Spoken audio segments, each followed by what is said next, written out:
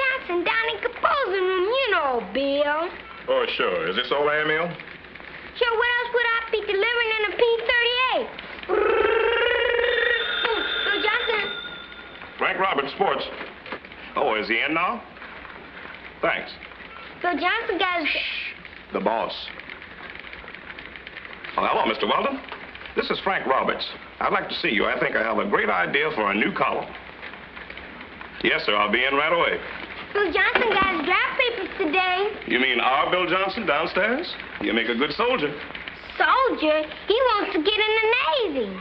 Then he'll make a good sailor. Boom. Come in. Hello, Frank. Hello, Mr. Weldon. Sit down. Thank you.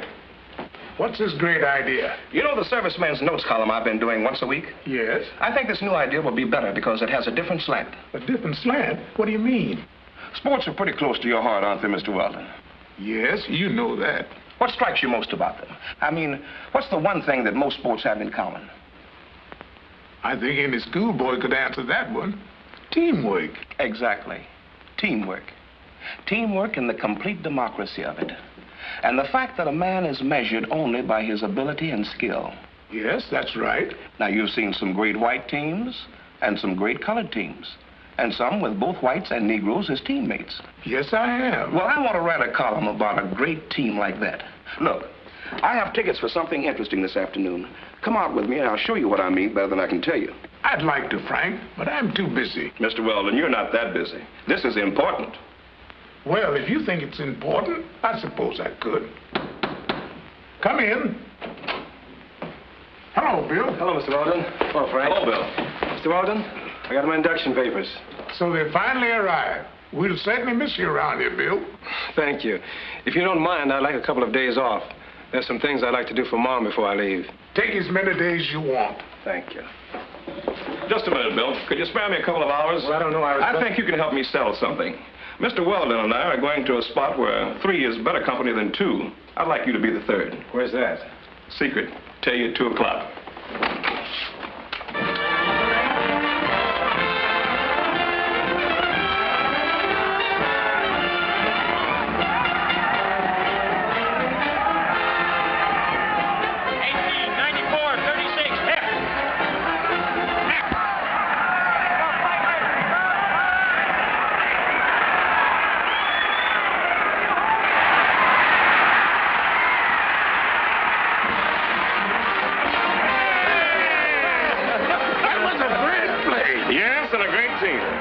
Teamwork in action. Different kinds of men fighting together for one goal. But I'm thinking of a much greater team. One that's playing in the most important game of all. That team is the United States Navy. That's the team I hope to get on. And if you make it, Bill, you'll be right in there along with Bob, and Ole, Tony, Pedro, and Lee, and Joe. All of them fighting together. Now, that's the kind of teamwork that I'd like to make the backbone of my new column. That is an idea. Let's call it On the Navy Team. Bill made the Navy team all right. I got the column started right after that day at the game. Material came from many sources, but Bill Johnson was, and still is, my best correspondent. I wanted to see things through his eyes. I wanted the column to be a sort of case history of what actually happened to Bill. His first letter came shortly after he arrived at boot camp.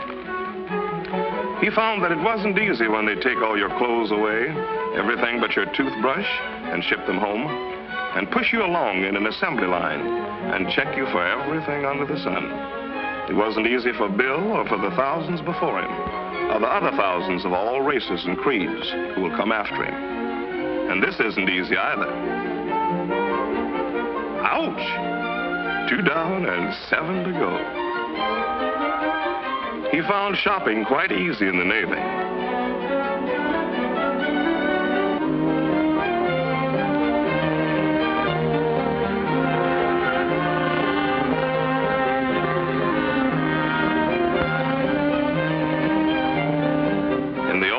It used to take him longer to pick a new suit.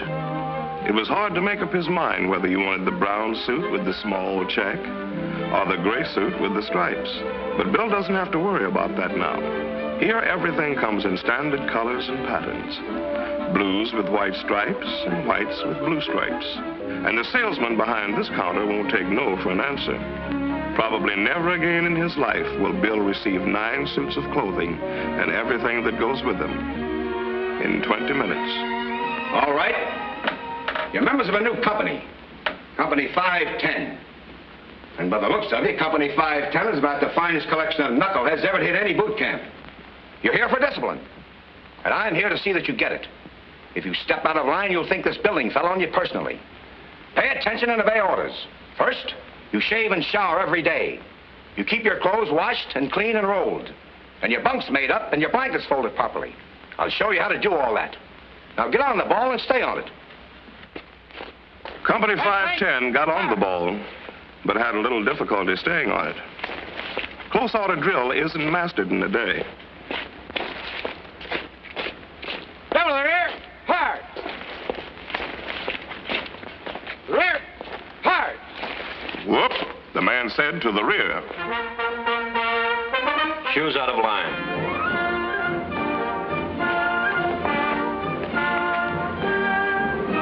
Loose rolls. Loose rolls.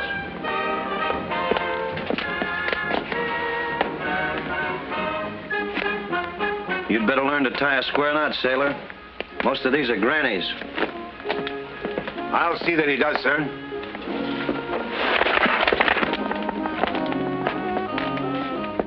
What's an ensign? Well, you are. The flag, both of you are. It means a commissioned officer. It also means a flag, sir. Bill never worked so hard in his life. To bed at 9 and up at 5. And every minute of the day on the go.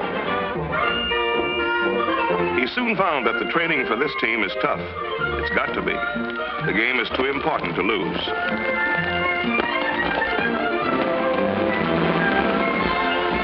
Gradually, Company 510 got squared away, and their chief stopped calling them knuckleheads. They began to act Navy, think Navy, and look Navy.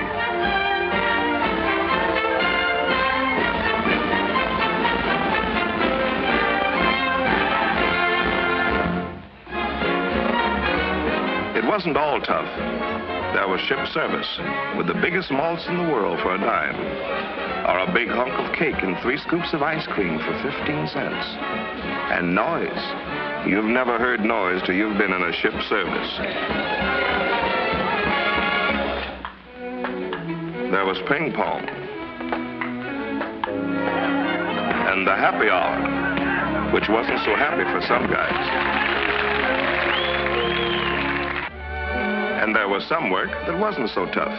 It didn't quite tie in with cargo nets and physical fitness and marlin spike seamanship, but there it was. And who was Bill to refuse an invitation to the dance? Another thing Bill found out was that the Navy has rules, and Navy rules must not be broken. Furthermore, these rules apply to everybody. Break the rules and you land in the brig. That's Navy discipline. And discipline is the foundation of teamwork.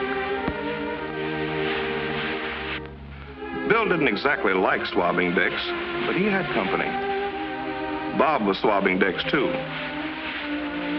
And Pedro had time to think it over, while Ole got a course in sweeping. And Lee never forgot his painting lesson. After that trip to the brig, Bill got wise. He found by reading the articles for the government of the United States Navy that being a member of the Navy team means certain real responsibilities, not only for him, but for all the rest, from the recruits right on up to the very top.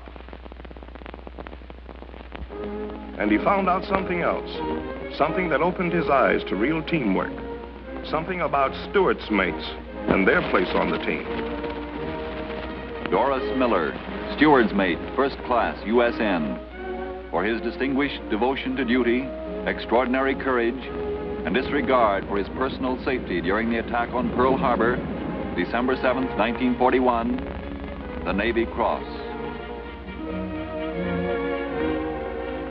Albert H. Oliver, steward's mate, first class, USN, for conspicuous gallantry and intrepidity while serving aboard a United States warship during a raid upon that vessel by approximately 25 Japanese torpedo planes in the vicinity of the Solomon Islands on June 30th, 1942, the Silver Star Medal. William Pinckney, cook, third class, USN, for extraordinary heroism while serving aboard the USS Enterprise during the engagement with enemy Japanese naval forces near the Santa Cruz Islands on October 26, 1942, the Navy Cross. Leonard Roy Harmon, steward's mate, first class, USN, for extraordinary heroism while serving aboard the USS San Francisco during action against enemy Japanese forces in the Solomon Islands area on November 12th and 13th, 1942, the Navy Cross, a fighting ship named for a fighting man. And there are hundreds of others, like this lad on the Franklin, who had a job to do and did it. And I thought steward's mates were just waiters. Well, Johnson, you might call them that. But they're fighting men, too. Between battles, their work is rather dull. But somebody has to be a waiter, or a cook, or a storekeeper. Everybody can't be captain on a ship. But when you get the ship to where she's ready for the job she was built for, when you're there in battle, what you did before doesn't count anymore. What matters now is what you do in battle. Like your ship. That's your main job, fighting. And believe me, when it comes to fighting, the steward's mates are right in there with the rest of them. That's real teamwork, sir. You bet it is. And because their primary job is fighting, steward's mates' instruction includes standard courses in airplane and ship recognition, ship compartmentation, and gunnery.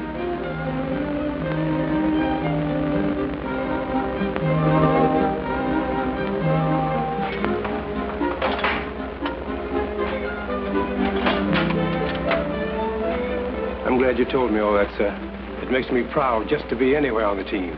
And Johnson, don't ever forget this about steward's mates. They may pour soup between battles, but in battle they pour lead with the best of them. And so Company 510, now U.S. Navy fighting men, passes in review for the last time. Bill's recruit days are almost over. Those few crowded, tough weeks have been lived through. He and his buddies have learned the basic rules of the game. Now, some will go direct to general service duty, while others will specialize and enter service schools. Company 510 will be scattered far and wide as the men continue their various careers, each to take his special position on the team for the big plays ahead. Bill was selected for quartermaster training at the U.S. Naval Training School, Hampton, Virginia.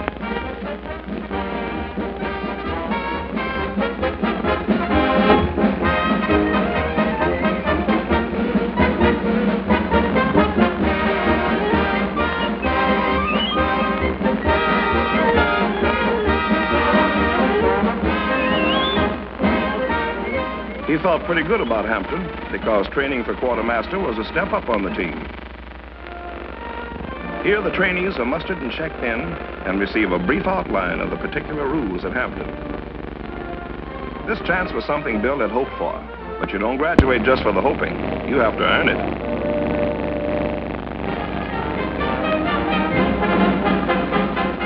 Until now, a buoy was just something floating around in the water. But Bill soon learned that there were quite a few different types of buoys, each with a different purpose. He had to become as familiar with them as with his own name. But that was only a small part of it. Among other things, Bill learned how to make compass deviation compensations, how to navigate by dead reckoning, and how to plot a course.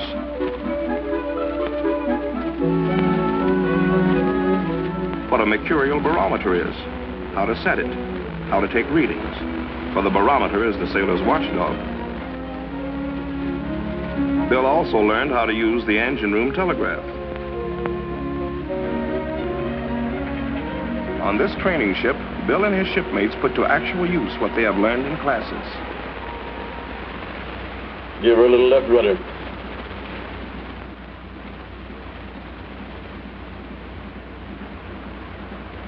Easy now.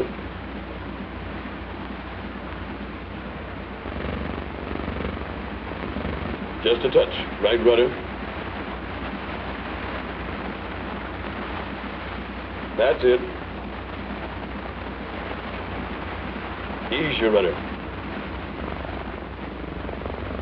That's fine.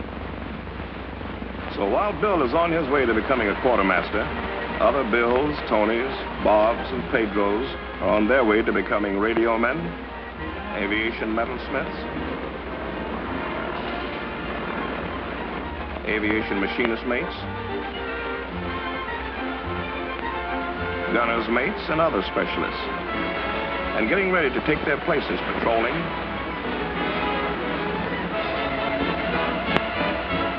signaling,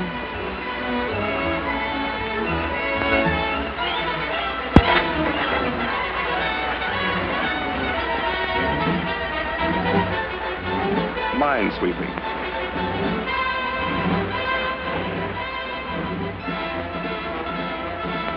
along with 1,001 other jobs that go to make up the Navy team.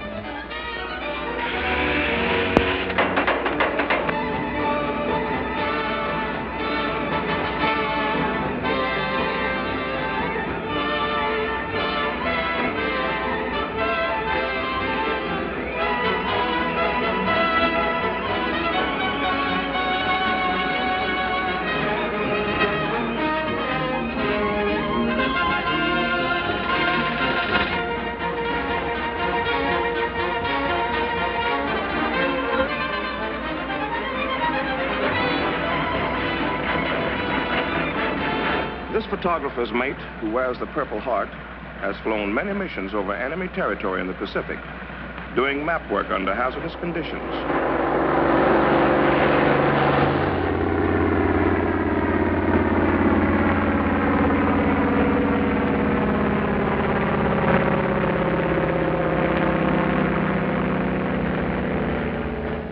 When completed, these mosaic maps furnish one of the most essential factors in battle planning. This skipper commands a Navy oiler.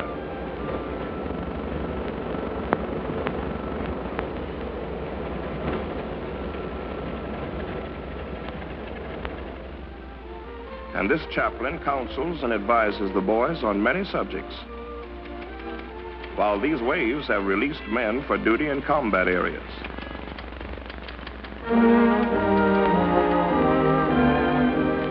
The next time I heard from Bill, he wrote me that he had been ordered to duty aboard a destroyer escort, manned by a predominantly Negro crew. Right, 10 degrees rudder. Right, 10 degrees rudder, sir.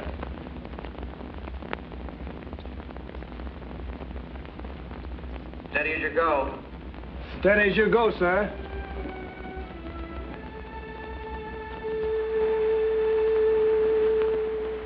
Come right to 084. Right to 084, sir. Bill's on the first team now and ready to go into the game, along with these boys on the number 3 gun. And with Lyons and Johnson, lookouts. And with Arsenault, bosun's mate first, who is right on the job. And with Dufall, signalman first, who can talk across the water with lights. And with the radar gang, who can smell trouble a long ways off. And with radioman Coleman and Graham. Electrician's mate Bales. Chief motor machinist mate Smith. And soundman Thompson, who can listen and tell you whether it's a shark or a sub or just a lonely mermaid. These and more are on the same team with Bill.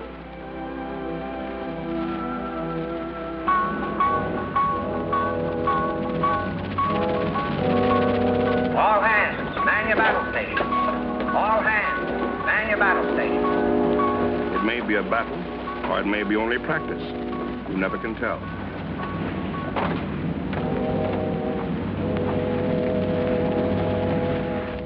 All engines ahead blank.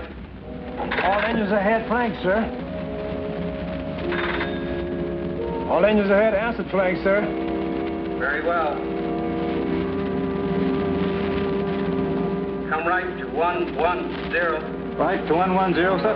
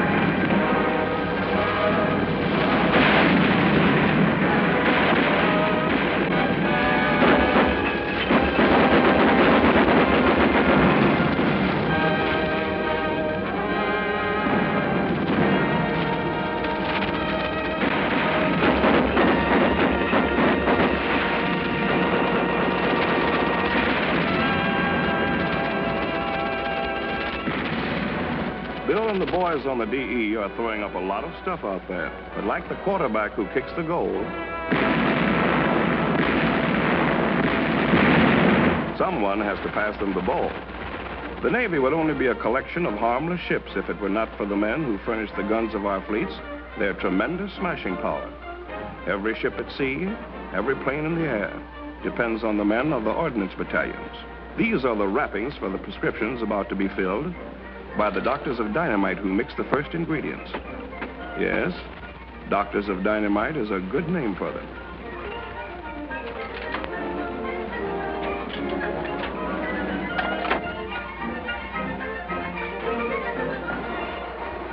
And their prescriptions come in all sizes and shapes. Men who do this make it possible to do this and this.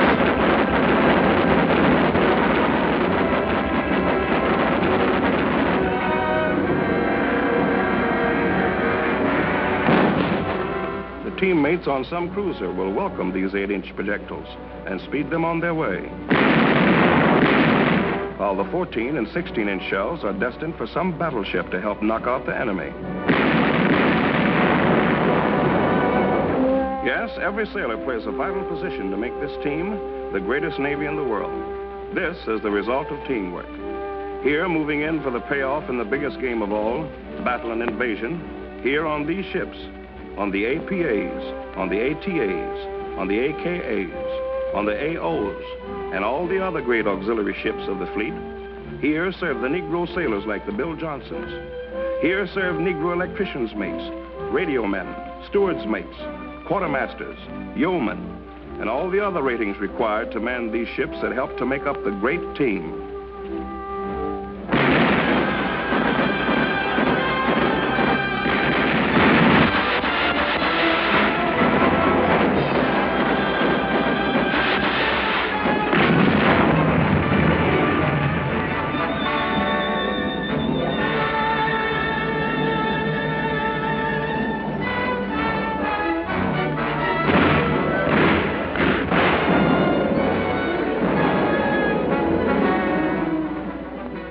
After the landing come the Seabees, and there are plenty of Bill Johnsons in the Seabees, building roads behind the Japs, flattening out the jungle, fighting with bulldozers and tools, and putting down airstrips in a hurry.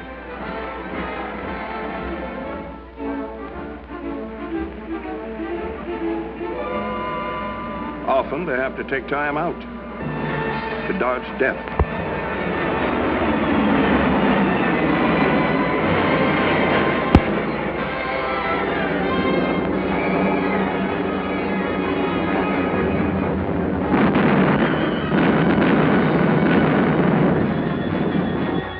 And to send it back.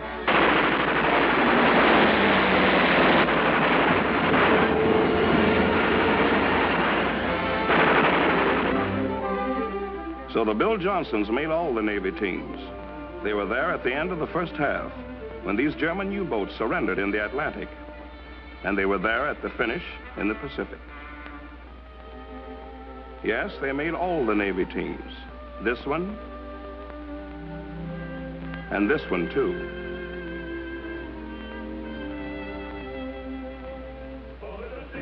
Throughout our history, Americans of all races and origins have fought side by side in defense of their country. Since the first battle of the Revolution, when our country was born, through more than 160 years, through all our wars, colored Americans like the Bill Johnsons of today have fought and died to bring victory to our arms.